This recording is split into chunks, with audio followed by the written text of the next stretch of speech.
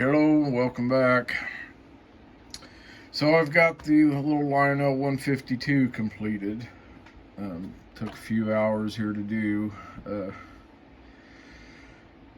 If you saw the last video, this mounted in almost identical to that 252.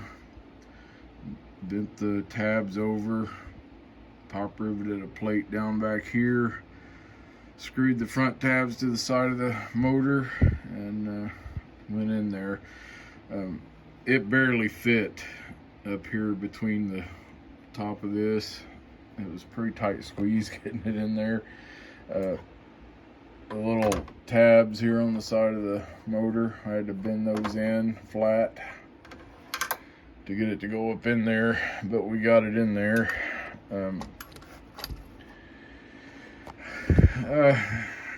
Put the headlight in it, basically just put a socket, wired it up, and it's just slid back in there. It just kind of sits back in there, so if I need to change the bulb, I'll have to, pull it out so I can hold on to the socket. I didn't see no actual way to connect it to this without maybe putting a bolt through the socket, a screw, and screwing it on back here. But so I just did it like that. Works just fine. And I put a Marx coupler on it. Just got it hooked to Marx 6-inch cars. And if you're familiar with the Marx 6-inch cars, old 4-wheel cars, kind of gives you a perspective of the size of it. It's about the right size for them.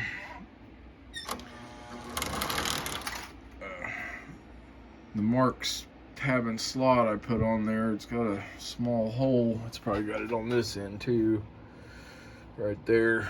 I used one of the wind-up couplers off of a wind-up chassis, the ones that slide back and forth. I had to trim it down some, but that's what I used and got it in there and just hooked in the back. The only thing I don't like about it is if it's not hooked to a car, it falls straight down. I got to figure out some way of putting it in there where it can move freely but doesn't fall down and hit the track if you just run it by itself. I haven't quite figured that out yet. But I got it in there. It's working just fine.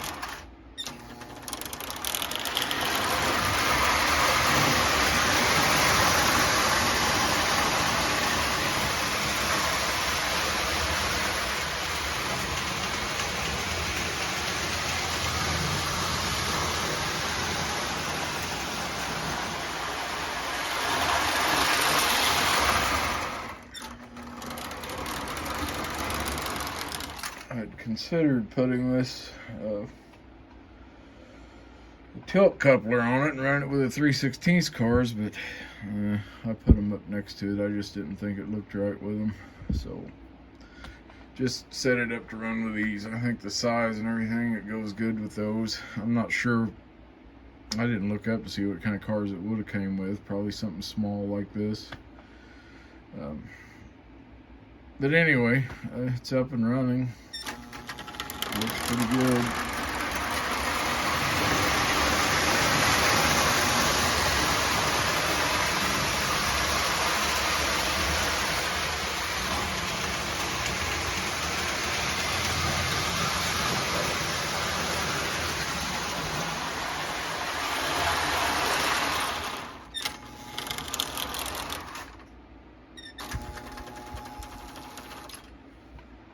I was doing a little touch up on the paint, had a scratch right there. I just saw it has another one over there I didn't see, but the paint I painted that American Flyer 1218 matches it almost perfectly. I touched the cab up right up through there, had a few spots on it, so almost the same color. Right here it had a scratch on the front. So that one's done as far as I'm concerned. I'm not going to do much else to it.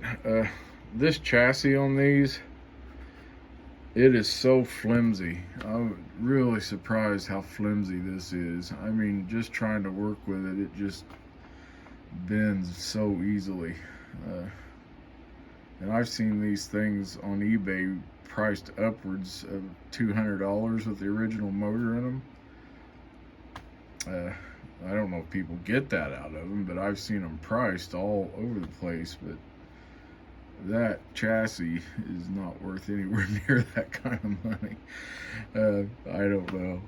Everybody's different on their opinions on what stuff's worth, but man, that chassis is just flimsy as all get out. Anyway, we're gonna do this joy line next. It'll probably be sometime tomorrow. I'll get started on it. I'm a little tired and not feeling really great today, but anyway, somebody asked off of this last video I did what motor I'm putting in this joy line.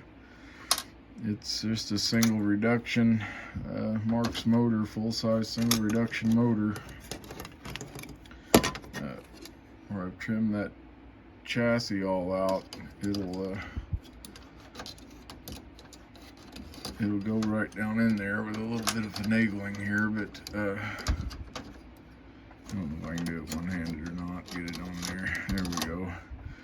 But with all that trimmed out, it lines up about right there. I just got to make a mount for the front, and depending on how low I want to put it, I'll put a plate right here, and then I'll make one in the back that screws on here and goes down to the tabs on the motor and just captures it in there. And I got to cut these push rods off. You can see the motor's turned around backwards. That's the only way I figured out to get it without cutting the motor. And you can keep the E unit and everything in there that way. The very first one of these I did, I had not realized I could do it this way, and I cut the front of the motor off and put it in the forward so it didn't have an E unit. And then I discovered I could put them in backwards, and it fits right in there, and they work really good. Got enough weight on them. They actually pull pretty good with the heavy metal they made it out of. But anyway, we'll get that one done sometime tomorrow, hopefully. So anyway, guys, this one's done. I'm really pretty happy with it, other than the flimsy chassis, but I think I've got, how many colors I got on there?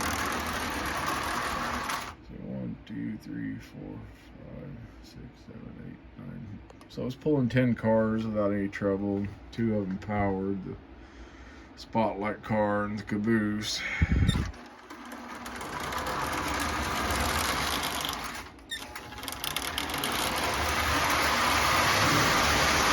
That's about 30% power.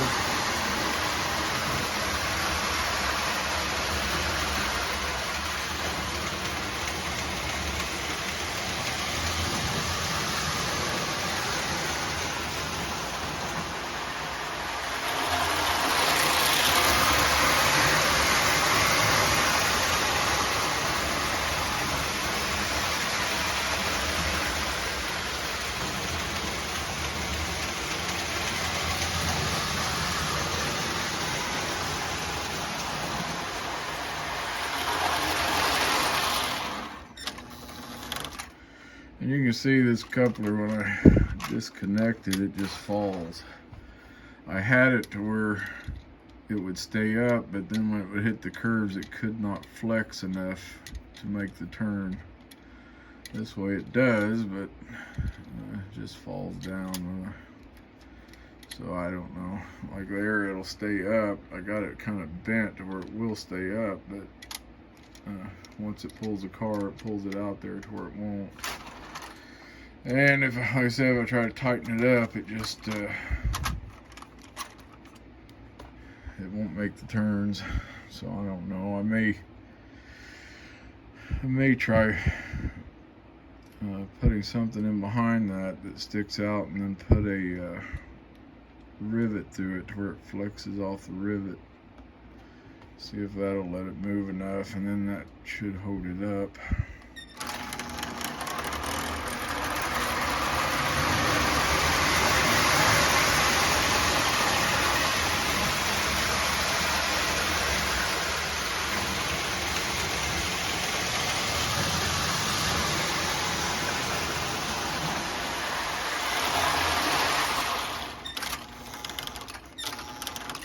So anyway, guys, another old locomotive repowered with a Marx motor and back on the layout. So thanks for watching. We'll see you next time.